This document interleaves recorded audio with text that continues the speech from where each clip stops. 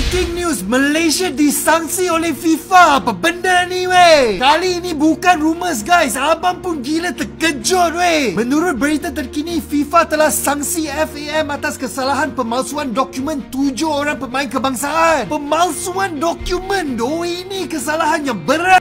Di dunia sepak bola, ambisi itu wajar.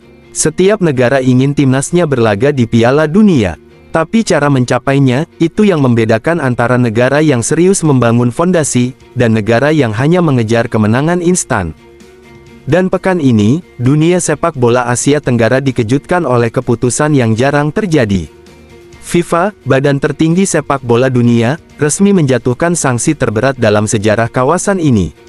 Federasi Sepak Bola Malaysia, atau FAM, kini berada di ambang kehancuran. Bukan karena prestasi buruk di lapangan, bukan karena kekalahan beruntun, tapi karena skandal besar yang mengguncang integritas seluruh sistem sepak bola mereka. Naturalisasi 7 pemain asing menggunakan dokumen palsu. Semuanya bermula dari sebuah laga yang awalnya dianggap sebagai kebangkitan Harimau Malaya. Malaysia menang 2-1 atas Vietnam dalam babak kualifikasi Piala Asia 2027. Kemenangan itu disambut euforia di seluruh negeri. Tapi di balik sorak kemenangan, muncul pertanyaan yang tak bisa diabaikan. Bagaimana mungkin 7 pemain asing bisa tiba-tiba tampil membela timnas Malaysia?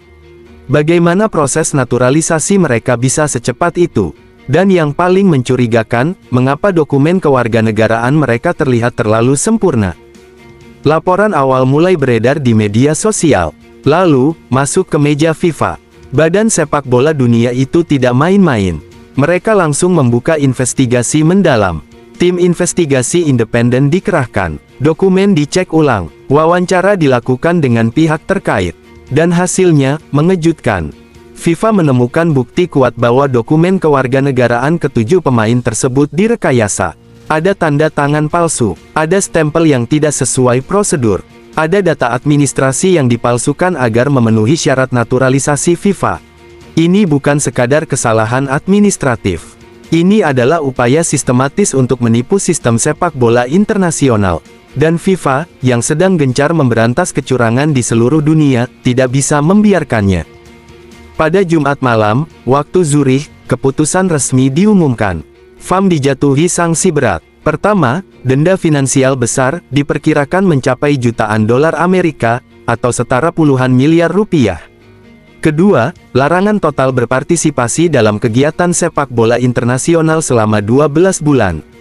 Artinya, selama 1 tahun penuh, Malaysia tidak boleh mengirim timnas ke kompetisi apapun. Tidak boleh mengadakan laga persahabatan internasional. Tidak boleh mengikuti turnamen resmi FIFA atau AFC. Yang paling mengkhawatirkan, jika FAM tidak segera memperbaiki tata kelola internalnya, FIFA akan menjatuhkan pembekuan penuh. Apa artinya itu? Semua timnas Malaysia, dari senior, U23, hingga U17, akan dianggap tidak ada di mata dunia. Liga Super Malaysia dan kompetisi domestik lainnya tidak akan diakui. Klub-klub Malaysia tidak bisa ikut Liga Champions Asia. Pemain tidak bisa transfer ke luar negeri secara resmi. Dan yang paling tragis, pemain muda berbakat kehilangan kesempatan bermain di level internasional, hanya karena keserakahan segelintir orang di puncak federasi. Reaksi publik Malaysia langsung meledak, media lokal menurunkan laporan khusus berhari-hari, netizen marah besar. Tagar seperti, FAM dibekukan, dan, Save Malaysia Football, langsung jadi trending di Twitter dan TikTok. Banyak supporter menuntut pengunduran diri seluruh jajaran FAM, mereka merasa dikhianati. Karena yang dikorbankan bukan hanya nama baik federasi, tapi masa depan sepak bola nasional. Bahkan legenda hidup sepak bola Malaysia, Safi Salih, pencetak gol di Piala Asia 2010, angkat suara. Dalam wawancara eksklusif, ia berkata, ini bukan hanya soal hukuman, ini soal kepercayaan. Kita kehilangan kepercayaan dari FIFA, dari Asia, dan yang paling menyakitkan, dari rakyat sendiri. Sudah waktunya berhenti cari jalan pintas, mulai bangun fondasi dari akar. Dan di tengah krisis itu, kontras yang sangat tajam muncul dari seberang Selat Malaka, Indonesia, yang selama ini sering dianggap tertinggal dalam pembinaan sepak bola, justru sedang menapaki jalan yang berbeda. Timnas Garuda sedang bersiap menghadapi 2 laga krusial di babak keempat kualifikasi Piala Dunia 2026, lalu tandang ke Jeddah menghadapi Arab Saudi. Ini bukan laga biasa, ini ujian nyata bagi transformasi sepak bola Indonesia selama 5 tahun terakhir. Dan justru di tengah persiapan inilah, kabar baik datang dari Zurich. Bukan sanksi, tapi pujian langsung dari Presiden FIFA, Gianni Infantino. Dalam sebuah sesi tanya jawab dengan media internasional, Infantino menyebut, Indonesia menunjukkan komitmen luar biasa. Mereka membangun sepak bola dari bawah. Naturalisasi mereka transparan, berbasis genealogis, dan sesuai aturan. Saya percaya, Garuda punya peluang nyata lolos ke Piala Dunia 2026. Mengapa FIFA begitu percaya pada Indonesia? Karena PSSI, berbeda dengan FAM, tidak terburu-buru. Setiap proses naturalisasi melalui verifikasi ketat. Dokumen keluarga dicek ulang, silsilah darah ditelusuri hingga ke kakek nenek. Dan yang terpenting, semua proses itu dilaporkan dan disetujui oleh FIFA sebelum pemain dipanggil ke timnas.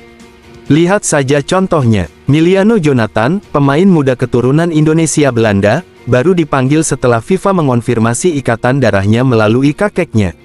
Mauro Zelstra, berdarah Indonesia Belanda, juga melalui proses serupa, dengan dokumen akta kelahiran dan surat keterangan keluarga yang lengkap.